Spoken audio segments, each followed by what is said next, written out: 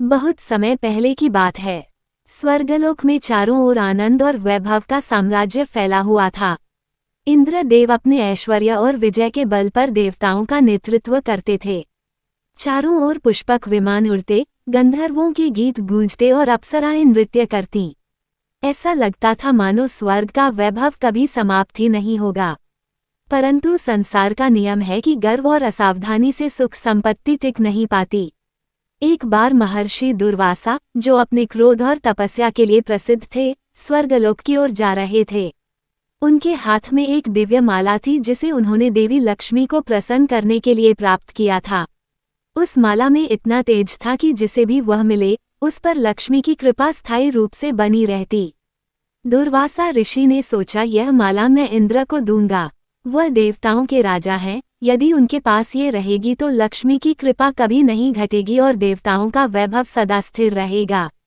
ऋषि दुर्वासा स्वर्ग पहुंचे और इंद्र को वह माला भेंट की। इंद्र ने झुककर प्रणाम किया, किंतु उनके भीतर गर्व की लहरें उमड़ रही थीं। उन्होंने उस माला का सम्मान वैसा नहीं किया जैसा करना चाहिए था। उस समय इंद्र अपने ऐरावत हाथी पर सवार थे। उन्होंने उस दिव्य माला को हाथी के माथे पर डाल दिया।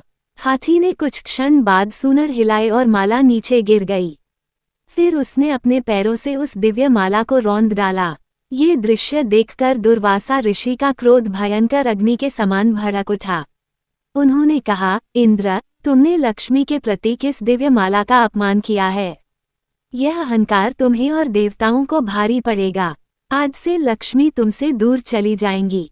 तुम्हारा वैभव नष्ट होगा, स्वर्ग निर्धन हो जाएगा और असुरों का बल बढ़ेगा। ये कहकर दुर्वासा ऋषि वहां से चले गए। उनका श्राप तुरंत फलित हुआ। कुछ ही दिनों में स्वर्ग की समृद्धि कम होने लगी। देवताओं के धन धान्य का भंडार सूख गया। गंधर्वों की मधुर ध्वनियां मंद पड़ गईं। अप्सराओं के आभूषण फीके पड़ गए। इंद्र का तेज भी क्षीण होने लगा। देवता चिंतित हो उठे। इंद्र ने बृहस्पति से कहा, गुरुदेव, ऐसा लगता है कि लक्ष्मी माता ने हमें छोड़ दिया है। कहीं भी वह कृपा नहीं दिख रही। सब ओर निर्धनता और भय छा रहा है। बृहस्पति ने गहरी सांस लेते हुए कहा, हे देवराज, ये सब दुर्वासा ऋषि के श्राप का परिणाम है। लक्ष्मी माता अदृश्य पर्दे के पीछे चली गई हैं। जब तक उनका वह अदृश्य पर्दा खुलता नहीं, स्वर्ग पुनः समृद्ध नहीं हो सकता। ये सुनकर सभी देवता विचलित हो उठे। इंद्र ने पूछा, तो फिर उपाय क्या है गुरुदेव? बृहस्पति बोले, उपाय कठिन है।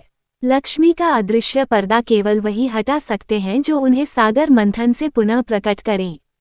अन्यथा स्वर्ग से समृद्धि सदा के लिए लुप्त हो जाएगी। इस प्रकार स्वर्ग में भय और चिंता का वातावरण व्याप्त हो गया। देवता असुरों से युद्ध करने में भी असमर्थ हो गए, क्योंकि उनके पास न तो शक्ति बची थी और न ही धन। वहीं असुर धीरे धीरे बलवान होते जा रहे थे। देवताओं ने एक सभा बुलाई और सबने मिलकर विचार किया कि अब आगे क्या किया जाए। परंतु एक बात सभी को स्पष्ट थी, बिना लक्ष्मी माता के स्वर्ग का वैभव लौटना असंभव है। देवताओं ने ब्रह्मा जी की शरण ली और प्रार्थना की, प्रभो, हम निर्धन और निर्बल हो चुके हैं। असुर हम पर भारी पड़ रहे हैं। कृपया कोई मार्ग बताइए। ब्रह्मा जी ने गंभीर स्वर में उत्तर दिया, हे देवताओं, ये श्राप अपरिवर्तनीय है, किंतु इसका निवारण एक ही है, समुद्र मंथन। केवल समुद्र मंथन से ही लक्ष्मी जी पुनः प्रकट होंगी और तुम्हें समृद्धि मिलेगी। देवता ये सुनकर प्रसन्न तो हुए, परंतु समुद्र मंथन करना अकेले उनके वश की बात नहीं थी। ये कार्य कठिन और विशाल था। तब ब्रह्मा जी ने सलाह दी, तुम असुरों के साथ संधि करो। वासुकी नाग को रस्सी बनाओ और मंद्राचल पर्वत को मंथन दंड। इस महान कार्य से ही लक्ष्मी का अदृश्य पर्दा हटेगा। देवता अनिच्छा के बावजूद असुरों के पास गए और उनसे संधि की। असुर भी अमृत की आशा में राजी हो गए। समुद्र मंथन आरंभ हुआ। मंद्राचल को कच्छप रूपी भगवान विष्णु ने अपने पीठ पर धारण किया। वासुकी नाग रस्सी बना और देव असुर दोनों ने खींचना शुरू किया। प्रथम तो हलाहल विष निकला। वो विष इतना भयंकर था कि सारे लोगों को जलाने लगा। तब भगवान शिव ने करुणा करके उसे अपने कंठ में धारण किया और नीलकंठ कहलाए। इसके बाद अनेक दिव्य रत्न और औषधियां निकलीं। अंततः क्षीरसागर से एक दिव्य कमल पर विराजमान होकर माँ लक्ष्मी प्रकट हुई। उनके तेज से तीनों लोक आलोकित हो उठे। सबने देखा कि उनका अदृश्य पर्दा हट चुका है। देवता और असुर दोनों ही उन्हें पाने की आकांक्षा में खड़े हो गए। परंतु लक्ष्मी ने अपने हाथों में कमल लेकर चारों ओर दृष्टि डाली। उन्होंने देखा कि केवल भगवान विष्णु ही ऐसे हैं जो श्राप, विष और कठिनाइयों में भी संतुलित और दयालु रहे। माँ लक्ष्मी ने भगवान विष्णु को अपना पति चुना और उनके वक्षस्थल पर विराजित हो गईं। उसी क्षण स्वर्ग का वैभव लौट आया। देवताओं के आभूषण चमक उठे, गंधर्वों के गीत फिर से गूंज उठे और इंद्र का तेज पुनः प्रकट हो गया। देवताओं ने प्रसन्न होकर कहा, माँ, आपके अदृश्य पर्दे ने हमें ये सिखाया है कि गर्व और अपमान से समृद्धि चली जाती है। केवल विनम्रता, भक्ति और संतुलन से ही आपका आशीर्वाद मिलता है। माँ लक्ष्मी ने मुस्कराकर उत्तर दिया, हाँ देवताओं, धन और वैभव तभी स्थायी होते हैं जब उनका आदर हो। जो अहंकार करता है, उससे मैं दूर चली जाती हूँ। तुम सबने ये पाठ सीख लिया है, अब स्वर्ग का वैभव स्थिर रहेगा। इसके बाद देवताओं ने असुरों को परास्त किया और स्वर्ग में फिर से समृद्धि स्थापित हुई।